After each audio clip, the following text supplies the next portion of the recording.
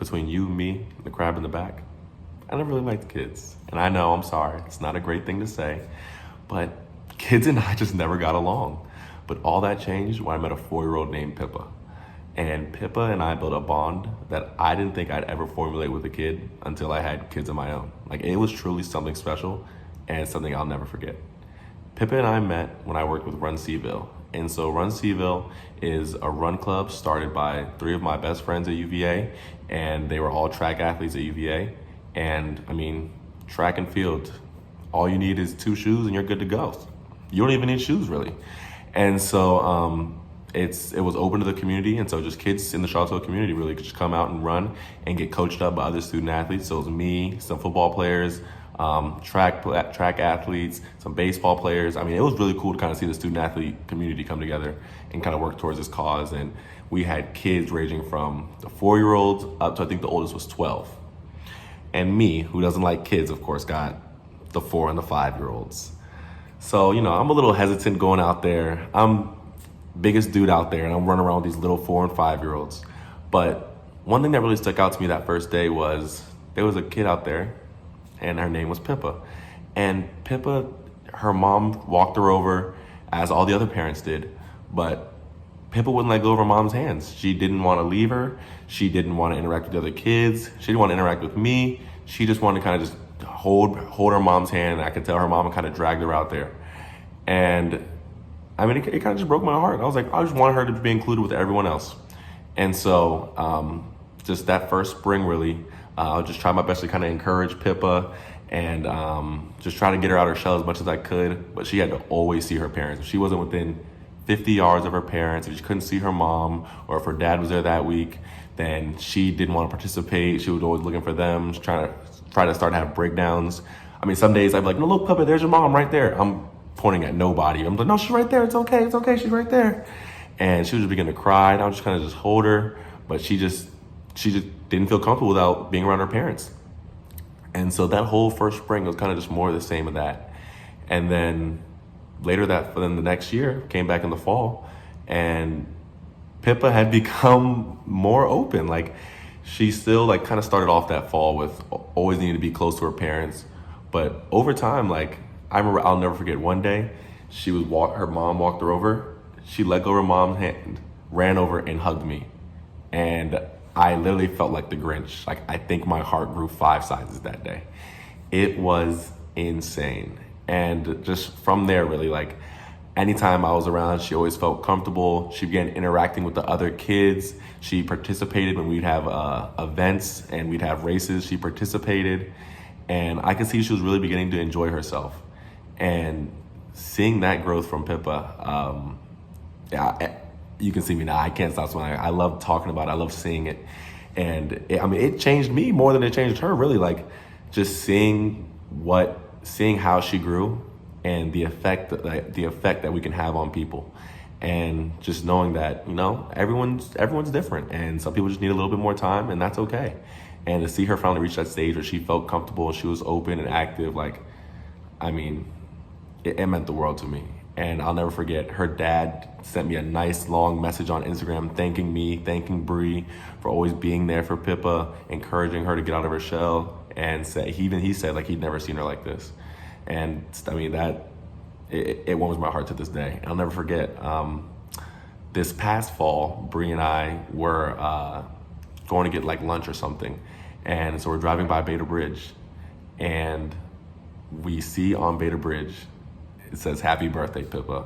And it happened to be her birthday on that exact day. And her parents had painted that on the Beta Bridge. And it was the coolest thing in the world. And so, Pippa, I told your dad to tune in. So, Pippa, if you're watching this, I miss you very much. And I hope you're doing well. Thank you. I'm JJ Davis, and I'm the EVP and COO at UVA. Today, I want to talk to you about a guy named Iggy. Now, I was born at the start of the 70s, the punk era. But I'm not talking about the Iggy Pop, who was the godfather of punk. No, I'm talking about my Iggy. You could almost call him Pop Iggy. Lawrence Ignatius Wagner, affectionately known to some as Iggy, Larry to others, and Pop to his grandchildren. In other words, my dad. When I was 4 years old, my parents got divorced and my dad got full custody of me. We were on our own together from that day on. Anyone who knows me knows that I'm an extrovert and I have a lot of energy. Turning 50, I still have a lot of energy. So can you only imagine me as a 4-year-old? Affectionately nicknamed Tiger, Taz, and the Energizer Bunny. So my dad was a traditional guy. He was a 31-year-old, a lawyer with Catholic roots.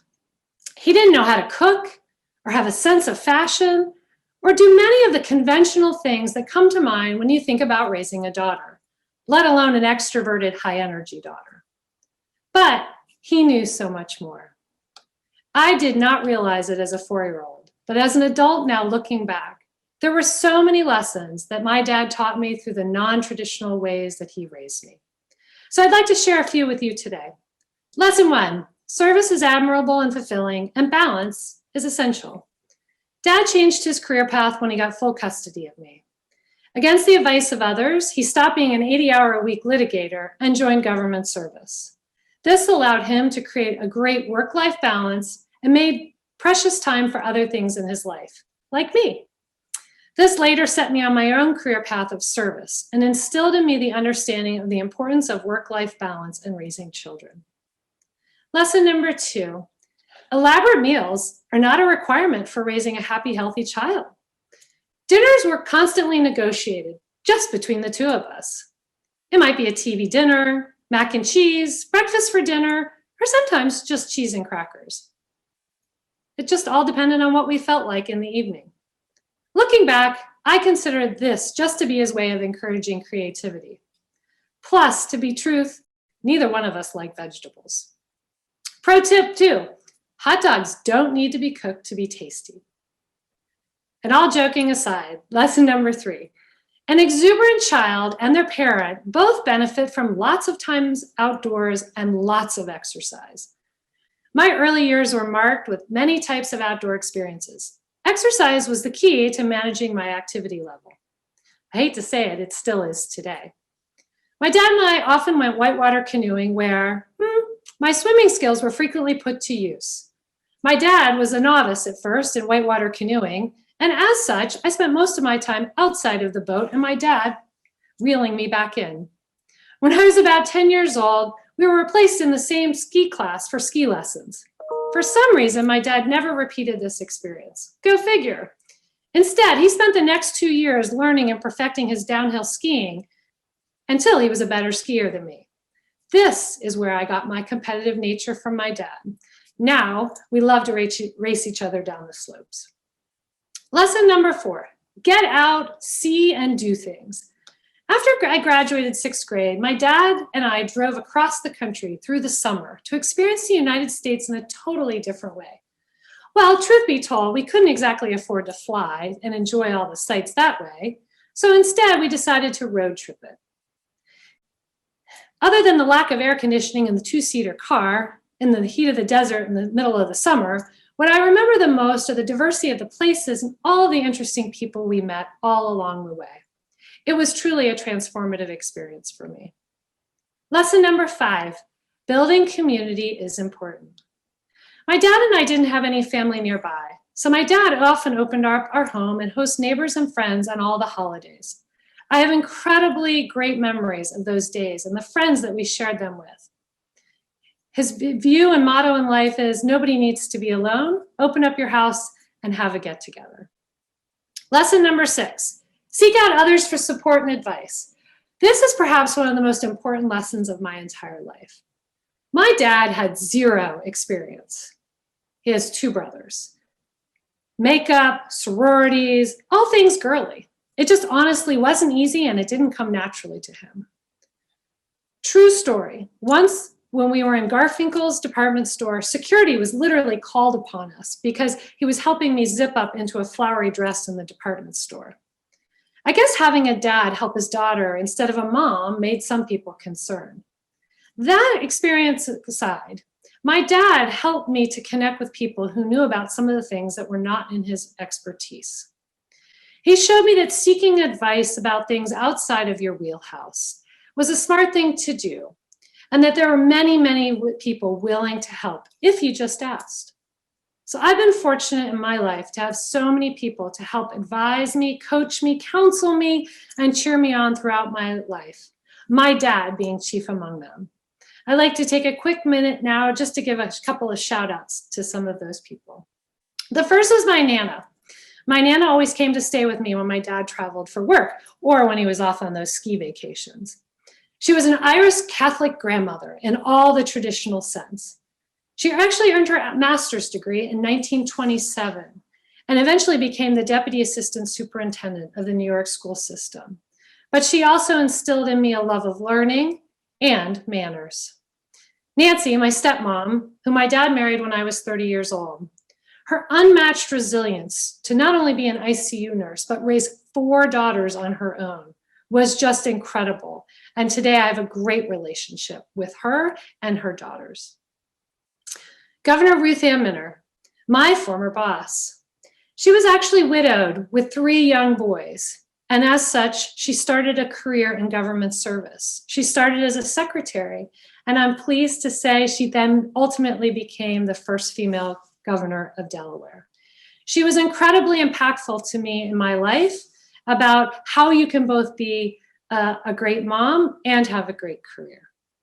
And last but not least, I have to say my husband, Jeff. He's my rock, my #1 cheerleader, my best friend, and amazing dad. Lest I forget, he's also an amazing chef. He is just as amazing to our kids as my father was to me, and I count my lucky stars every day that I have Jeff by my side. In my college years, I became aware of just how unconventional my childhood was. Being raised by a single parent actually never felt like a loss, simply because my dad did so much and he wrapped me with incredible people all throughout my life to give and to learn from. With his unconditional love, I truly had a magical childhood. In addition to being an amazing father, my Iggy Pop, or Pop Iggy, is a mentor, a friend, a dad, a grandfather, and even today, my hiking buddy. I owe him so much, and I cannot thank him enough for helping to make me who I am today. Thanks, Dad, and thanks to everyone in this life so far that's had such a transformative effect on me. And I hope you like my double take and sharing a little bit about my story. Thanks for listening and thanks for watching. Hello, my name is Taylor Currow. I'm a first year here at UVA, and this is my story. I come home from school one day to find my mother in our living room, tears streaming down her face. My mother had always been a strong woman and would never let me or my sister see her cry. But that day had been different. My grandmother, who has been in a wheelchair for as long as I can remember, was in the hospital. My grandmother loved Mentos. The candy had actually helped her break her chain-smoking habit and may have even saved her life in the long run. So how ironic it is that a Mento was what almost took it as well. It was inhaled into her lung and she quickly developed terrible pneumonia, and so she was rushed to a hospital, a Veteran Affairs hospital. It was at this point in time that I was exposed to a hidden side of the VA, a side that is cruel, a side that is unforgiving, a side not readily exposed to the public. My grandmother, while in the care of the VA, witnessed horrors unimaginable by you and I. Now, my grandmother has been 100% disabled since I was a child and had not been deemed mentally competent to make her own medical decisions. Yet the doctor supervising her while she had pneumonia had her sign off on a surgery that had a high risk of ending her life. And it almost did. Almost. They nicked a vein and she bled internally, but by some miracle she survived. But the treatment following the surgery was even worse. She was put in unsanitary conditions, cared for by disrespectful nurses, had a room with a thermostat set at over 100 degrees Fahrenheit, and a plethora of other situations that can easily be deemed as malpractice. And while all of this was going on, I thought to myself, is this treatment normal? As it turns out, it is. A Marine Corps veteran went in for a tooth extraction and is now paralyzed and unable to talk. A Vietnam veteran died of cancer after doctors failed to note evidence in multiple x-rays over 3 years. A Korean War veteran went in for a routine biopsy and then bled to death because they were not checked on for hours. Now, I hope you'll agree with me when I say that no one, especially those who have served our country, deserve such treatment.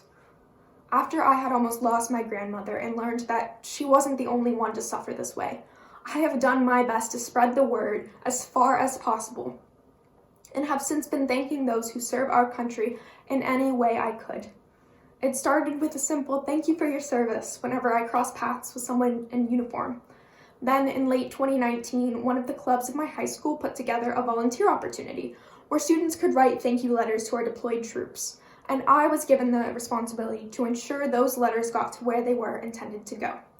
That's when I stumbled upon Operation Gratitude.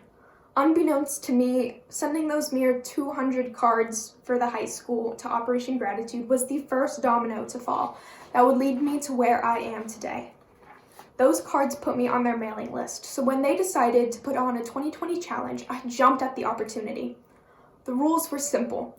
Dedicate yourself to doing something 2,020 times by the end of the year. Some people chose to run miles, others planned to raise money. I chose to gather cards. Now, my original plan was to design the cards and then go to local schools to have them filled out. But then COVID hit and all the schools closed down. Though that put quite the dent in my plans, I was determined, and with a little brainstorming, I came up with an alternative. I made an online survey where people could fill out personalized messages, and then I would handwrite them onto the cards. Handwritten cards feel more personal anyways. So from March until November, I gathered responses and then dedicated the majority of December to writing them down, averaging about 100 cards a day. I finished them Christmas Day and had them shipped to Operation Gratitude before the New Year. A few days later, I received a message in my inbox. UVA's Student Veteran Association asking if they could feature my project on their Instagram page. I thought, why not? I would love for it to inspire someone. And inspire someone it did. In the following days, I was contacted by multiple news reporters, featured on NBC, CBS, my hometown's newspaper, and even had the pleasure of speaking with the CEO of Operation Gratitude. But the best part were the emails I received from people I didn't even know, thanking me for what I did. That was beyond heartwarming.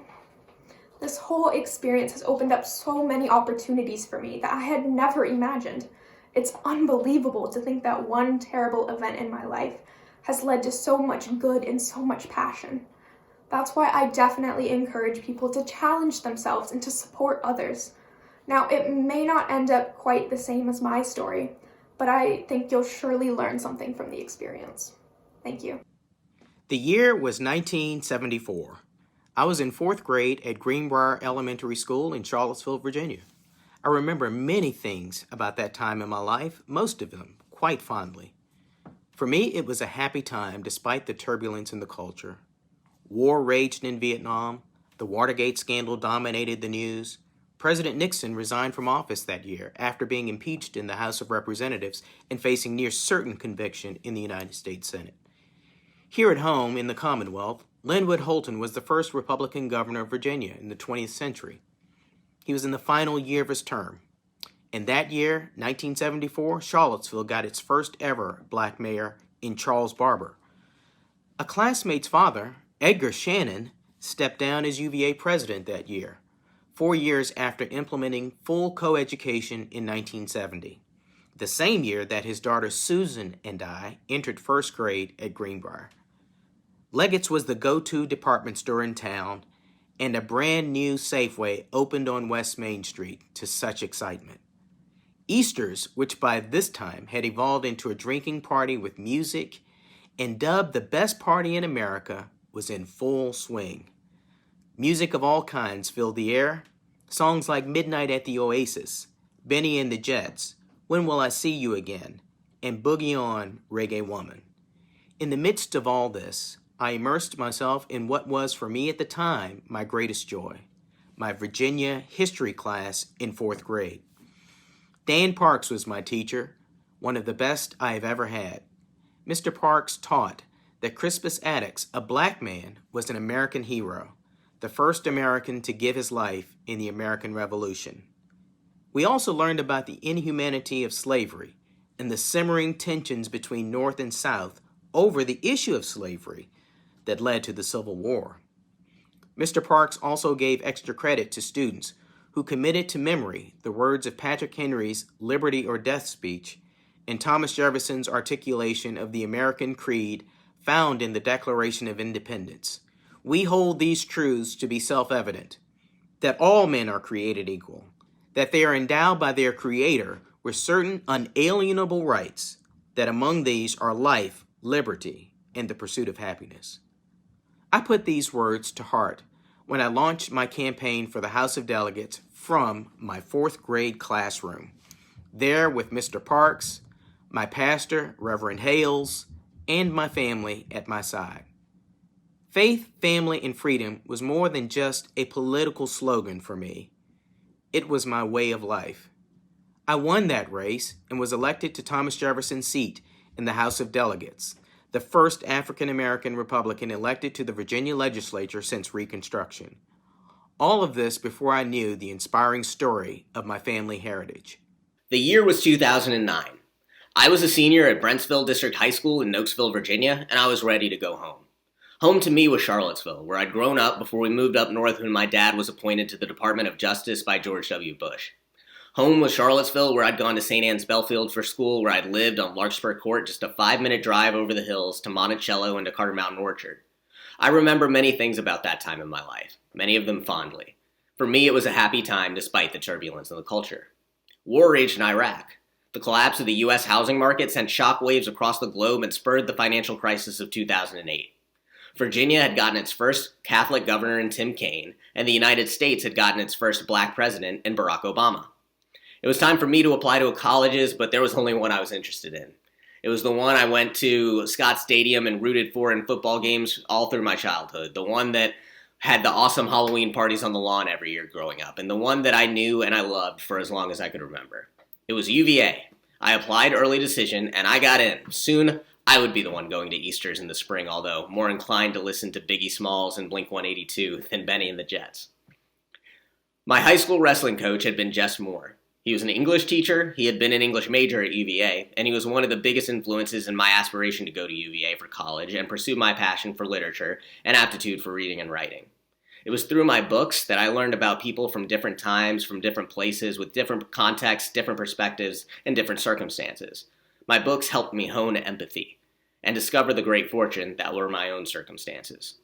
I spent 4 years at UVA discovering my purpose, but I would need another 3 to build the skills to execute on it, and besides, I wasn't ready to leave yet.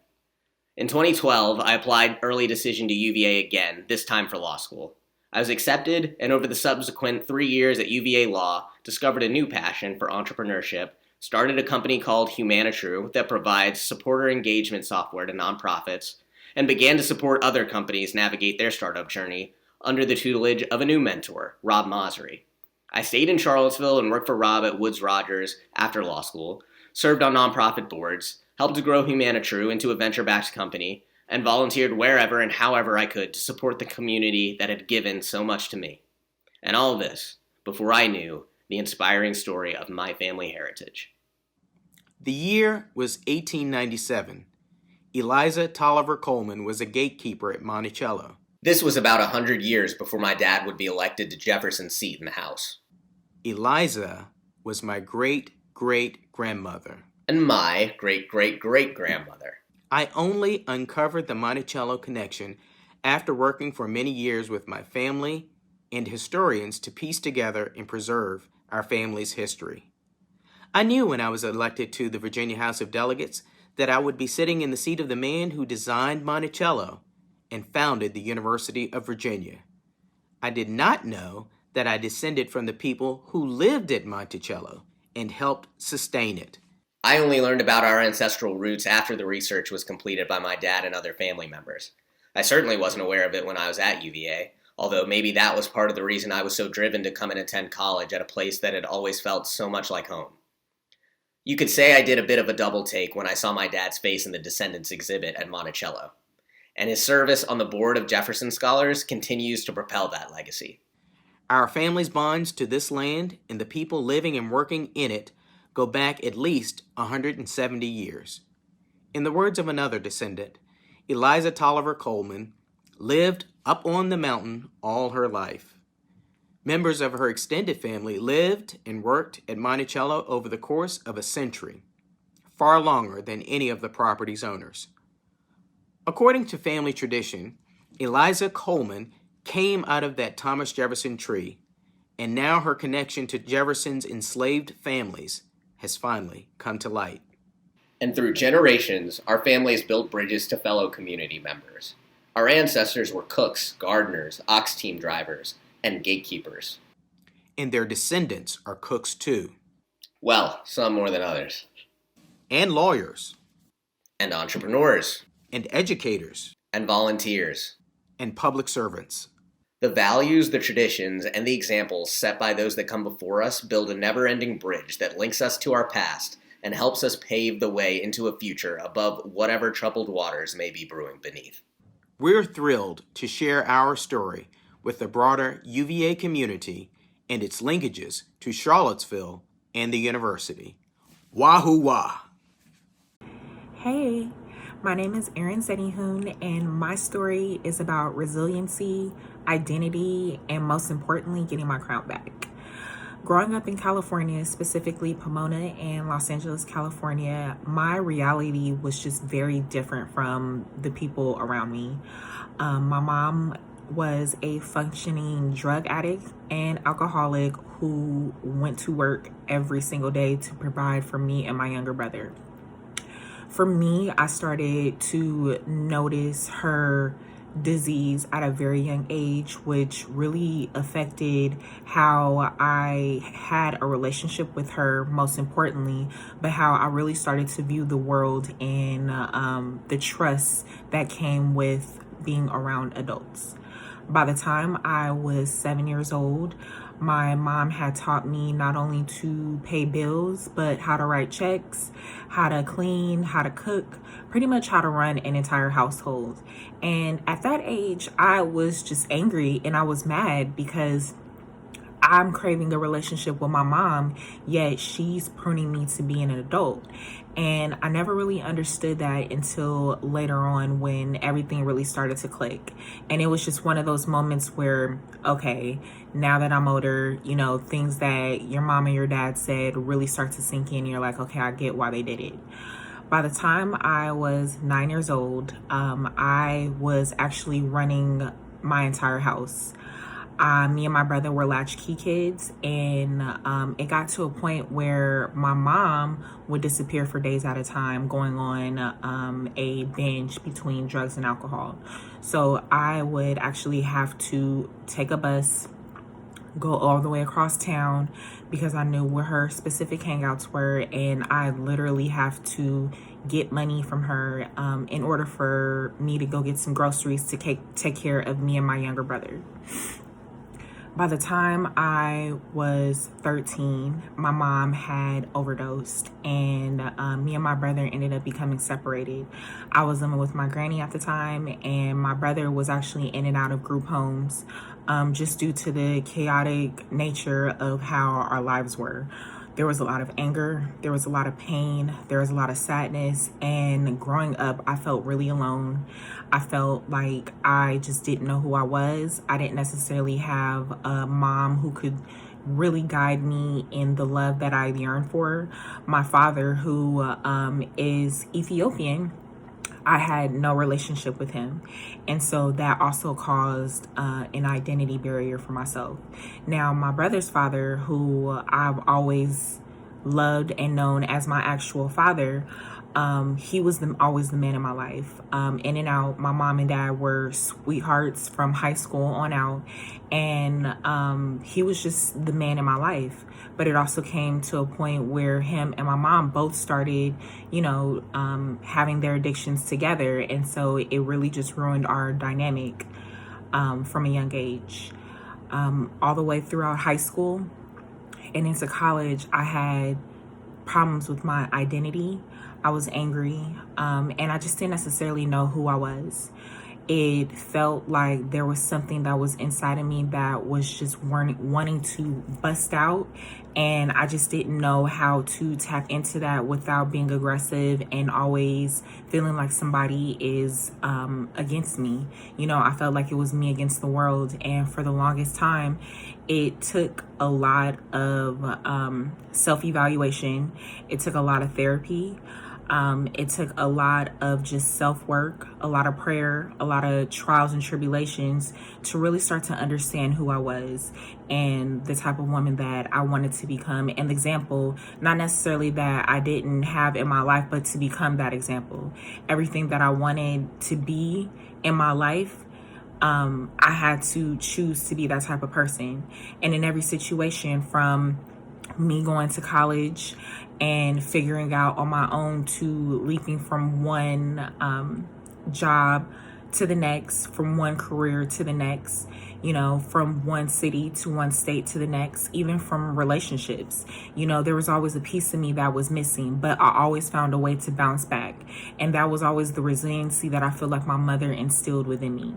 Now, and to the point where I literally am able to go through my trials and tribulations knowing that not only will I bounce back because I have the power of God on my side, but also I know exactly who and what it is that I'm purposed to be in this life.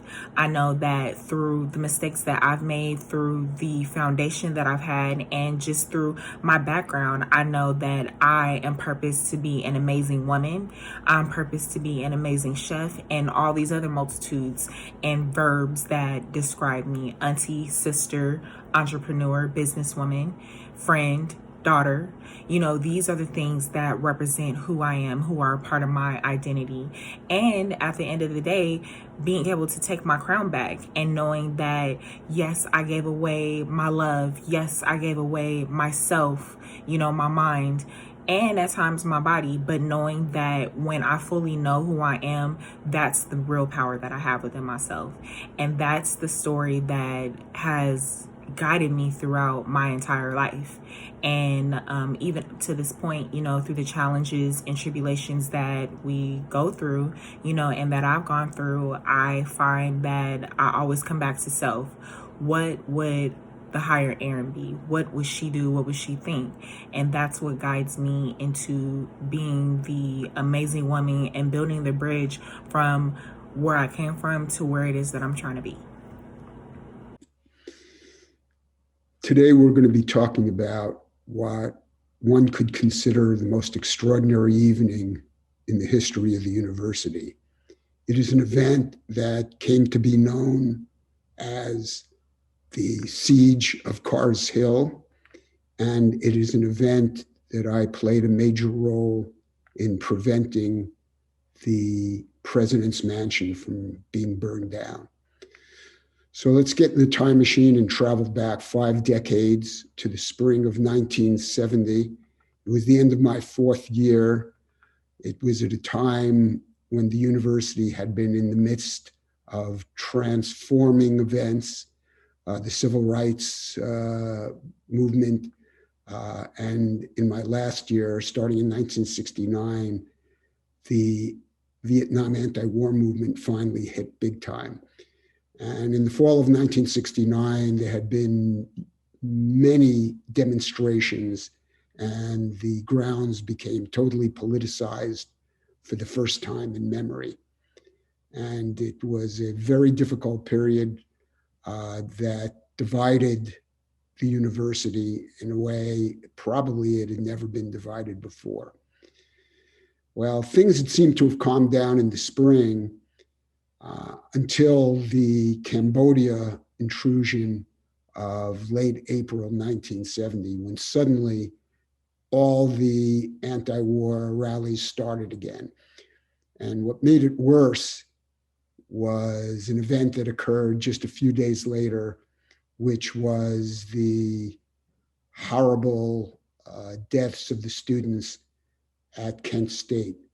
And the Kent State massacre really riled up the student body in a way that it had never been before. Meanwhile, in one of those amazing coincidences of history, weeks and weeks before, an event had been scheduled to take place.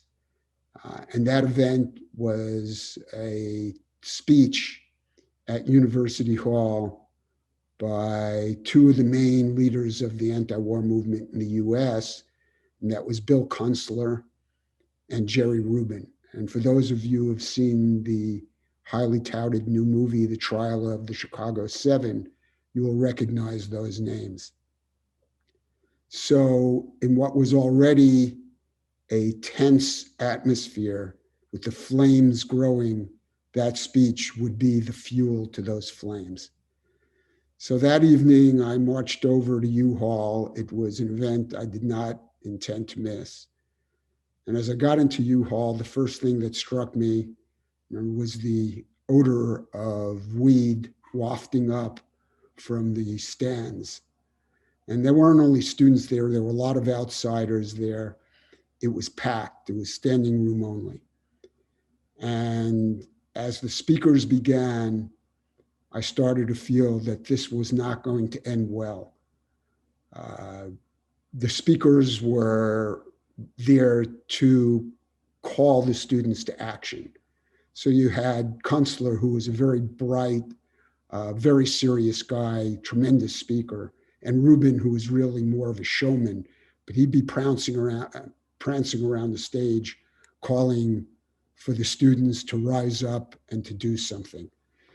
So here we were, listening to those two, the crowd being whipped into a frenzy. Well, when Kunstler and Rubin were done, they said, on to action, on to action.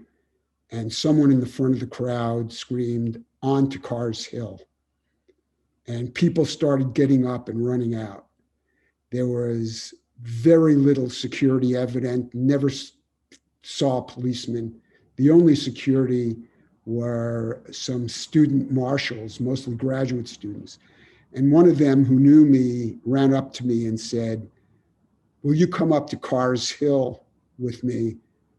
I think there could be some bad stuff happening. So I went with him. We both sprinted up to Carr's Hill. And that was at a time when I could still sprint about a mile. And we got up there, and I was surprised to find about 30 people at most there. I thought there would be a lot more. And we looked around, we looked at each other. Fortunately, there were a number of varsity athletes there, so at least we would have some type of a presence. And then we looked back at U-Haul. And even though it was springtime and the foliage was in bloom, we could see through the leaves of the trees the torches snaking their way from U-Haul up to Carr's Hill. And that's what it was. It was a torch-lit march. And we stood there and watched as hundreds and hundreds we could perceive beyond the leaves coming towards us. And then when they got at the foot of the hill, we could see that it was more than just a few hundred. It was probably up to 1,000 students and others there. Well, we looked at each other. We were very concerned because at that time, the president of the university was Edgar Shannon, and he had a number of young children who we believed were in the mansion at the time. So one person in the crowd said, we need to do something. And then another said, what we need to do is to lock arms and form a chain around the front of the building, which is what we did. We formed a chain curving around the front, with the center of the chain being on the walkway leading up to the mansion. And as we were doing this, the crowd was moving up the steps to Carr's Hill. And then they got about 10, 15 feet away from us and stopped. And meanwhile, you had Kunstler in the crowd with a bullhorn, just stirring the pot and trying to create as much of a frenzy as he could in the crowd. And when they approached us, we just stood there and we stared down each other. And then I can't remember who it was in our group, but it was someone standing right in the middle, went up to their leadership group and said, look, the president's family is in there. He has a number of small children. I think you're really frightening them very much. It would be in everybody's interest for you to go elsewhere tonight before something really bad happens. And he came back to us, and we stood staring at them, and everybody I can remember tensed up. I could feel our arms locked. Everybody was tensed. And it's funny, in fact, a number of decades later, a faculty member who knew I had been there said during an event we were at, "Hey, do you still have the bruises on your arms from locking arms up at Carr's Hill?" Well, we stared at each other, and then finally someone in their group said, "On to Maury Hall." And the group turned and left and marched over to Maury Hall, which at that time was the headquarters of the Navy ROTC and had been the attack point days before by some demonstrations. Well, we all heaved a sigh of relief, and the group did in fact go over to Maury Hall. And that night, in fact, they did try to burn down Maury Hall. When the police dispersed the crowd over there, they found burning mattresses in the basement of Maury Hall. So that was an incredible evening, and one that I remember like it was yesterday. But it's also an evening that resonates with what is going on, I believe, today on grounds and in many college campuses, where these campuses have become politicized and where people's agendas, political and social agendas, have taken precedence over collegiality, community, and camaraderie. And I think it's so important today that we understand that people of goodwill and intelligent people aren't necessarily going to agree with everything we believe in, but that we in the community hopefully have more in common than the differences we have. And that it's worth all our whiles to be civil with each other and to listen to our friends and colleagues, because that's what we're here for, I think, at a university, aren't we? We're here to hear different points of view and hopefully find common ground, but even when we don't, to respect our friends and our colleagues. Thanks. Thank you, Joel, and thanks to everyone who participated in now our third annual Double Take at UVA. Big thanks to our storytellers, everyone who watched tonight, my colleagues Matt Weber and Jess Harris for organizing, our friends in university communications, and to the entire community for embracing this theme of bridge building during a time when we need it most. I hope you enjoyed tonight's stories as much as I did, and I encourage these moments of sharing and generous listening to be daily occurrences throughout this semester. Be sure to tune in next Sunday for a new episode of Arts on the Hill, and thanks again for this truly remarkable night.